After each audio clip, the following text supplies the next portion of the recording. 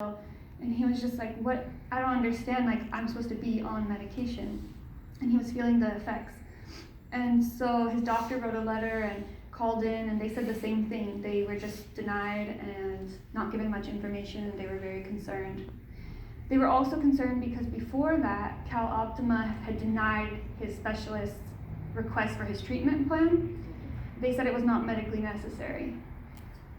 And my dad and I spent over an hour on the phone with them putting in an appeal, and the staff who was writing it all down on the phone and submitted it, well, we get a notice later saying that it was denied. The appeal was denied. So I call and I say, how is that possible? And then they say, well, you submitted a blank appeal.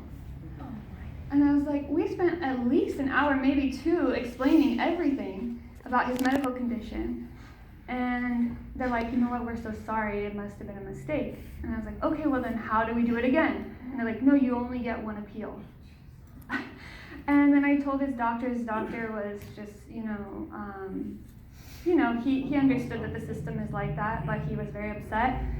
And he said that, well, they're wrong, it is medically necessary, but we'll find a way to try to treat you. It's not going to be the safest way, but I'll try my best to continue seeing you. But then when he was in Theo Lacey, the doctor was not able to, and the staff was really, really sensitive with us and understood and tried to help, but the sheriff's department and the jail medical staff, neglected him. And 3 months later, after he was released, he died on the street.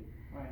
Whole person care said they had a spot for him 3 weeks before he died, and the problem was at that point he didn't have a phone, and I couldn't always find him, so I had to wait for him to call me. So we had a plan. I told him, okay, call me back when you can borrow a phone or get enough change to use the one payphone in the area, or sometimes borrow the phone at the gas station or wherever. Call me back, and hopefully I've heard back from Whole Person Care. And Whole Person Care gives me some information. Basically just says, we'll pick him up at this time, at this day, in this location. So then I tell him, and then he waited there, and that day it was raining really hard all day. He was in February or March, and then he waited there all day, and he called me later and he said they never came. And then they texted me a few days later saying, sorry, our staff said they were too busy. And then, my dad didn't have a phone. We were losing faith in all of these agencies, and they said they had a spot for him where he could get his medical treatment, and it finally sounded like a miracle, but he never made it there. And that's the part that really kills me, because I feel like, if only we could have found him a way to get there. But I don't even know what program they were referring to, because we were just trying to coordinate with him just to be somewhere so they could pick him up. I hear you, and I understand totally, because I do this kind of work a lot, and it's a vicious cycle. But I've been in the medical field, so I know exactly how to pick it. And you should never have to gone through any of that, because nobody does coordinate. And we need to get something outside the county that's a one-stop shop that gets it and has somebody on board with that person and gets them to where they need to be, the end. No more bull crap and no bullshit with the BOS and all this stuff. It just breaks my heart, and I'm sorry, but we're hearing you, Thank you. I'm glad you're sharing this. And I recently went to a county meeting around mental health and what they're going to do now, next steps. And that's why I was in a group and they were trying to, brainstorm, and I was like, that's exactly what I said. When someone has these layered needs, we just need one person who can navigate, because there's no accountability, there's no continuation of care, and not everyone has a family member. And everything needs to be documented everywhere, you know what I mean? And so that person that's on that program knows that. And so all this Super Bowl shuffle stuff won't go on, you know what I mean? And it's like, from one agency to the next, there's no continuation or communication, and that relied on so sad. Our limited capacity. And we don't know all that's available. So it's just, if you're lucky and the person you talk to knows someone who can get you in somewhere. And what I told this group was, they need to be housed immediately as soon as they're in contact, and they need that social worker that's going to follow them through all of the programs. And what's so scary is the contract with the county, they get paid and they're doing absolutely nothing. And then you have this cycle that's going on for you and your family. So it's devastating. And they blame, and I've talked to some colleagues who are providers, and they said, unfortunately, when a lot of providers, when they feel inadequate, they start to try to put the blame back on you. Right. Terrible. And so it's like, we don't know if someone's gonna help us, we don't know. It got to the point where my dad was like, I said, do you wanna try to go to the emergency room? You know, it's the best thing I could think of. And, or do you want me to try calling another agency and see if they have a social worker can help? And he's like, what social worker? I mean, how many agencies have we talked to? I'm tired, and how am I gonna survive the rest of the day once they tell me to leave? I have to focus on surviving myself. You know, I just want to say my last thing, because of probably other people, but you know, you were in the right place the other day at the Board of Supervisors. Everything you're talking about falls under their umbrella. They're wrong. They're gonna, you know, it's a terrible thing. They need to stand up and be involved and take, you know, be accountable. They're not. Lisa Bartlett is a big mess. We all know it. And we're not gonna stop. And we need to change it. And I've been working with people to try to do this for a while now. And it should, like you said, for a decade. I mean, I've been working in this field for so long, and it's so sad, and then the riverbed, it's just gotten worse. You know, it's gotten worse and even better. And the Board of Supervisors need to really, you know, there's a lot of good civil rights attorneys. Your DNA was taken from you, basically. Constitutional law, there's a lot of stuff you can do, and they need to snap out of it, and maybe this will do it, you know, so. I sure hope so, yeah. My dad didn't deserve, you know, sometimes I still don't believe it's real, what we went through. You're walking in the fog. Yeah. Yeah, and there were other agencies, you know, we talked with Chat H, we talked with 211, we talked with, you know, he saw a MAP program.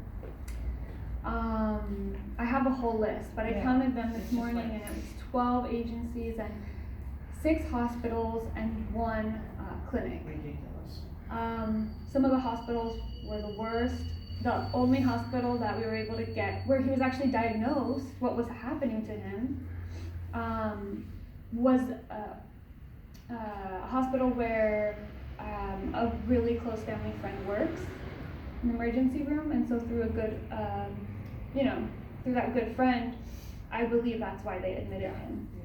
But that hospital actually was seemed to be different than the rest. Their social worker really had the heart to help, and she helped us.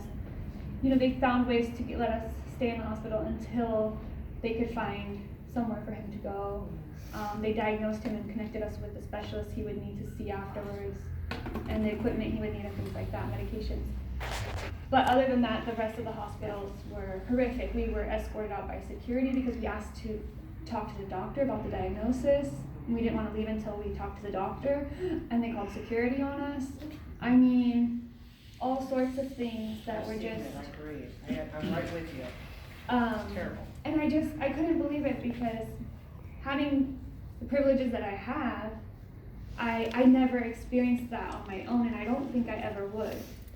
But watching someone vulnerable and how they're treated and disregarded, I was sick. I was sick and in shock the whole way. I'm sorry. Yeah, thank you. Do you want to go say anything? Yeah, thank you. Thank you, everyone, and I think later, as we process more, you know, there will be more to share and to say. But I'm glad that we had the space and opportunity to thank you, because sometimes I think like we don't want to share until we can share it perfectly. But in the meantime, we lost our dad. That's So perfect. Thank you so much. Thank you.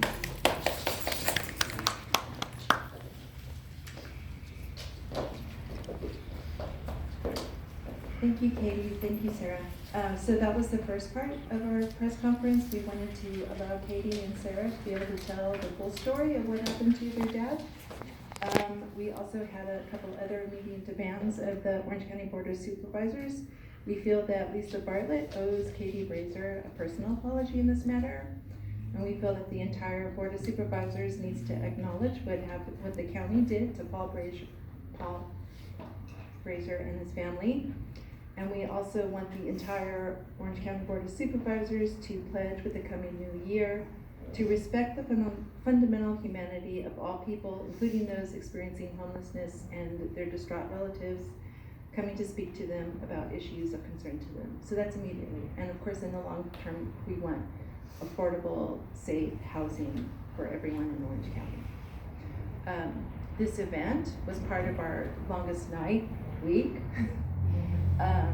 So we did the event at the Board of Supervisors on Tuesday. We will have an ad coming out with a list of all those folks who have perished while they were homeless this week, I think tomorrow, in the Orange County Register with a bunch of co-sponsors. And the final event will be the longest night Memorial Day memorial service, and that will be at Anaheim Cemetery from 4 to 6 tomorrow.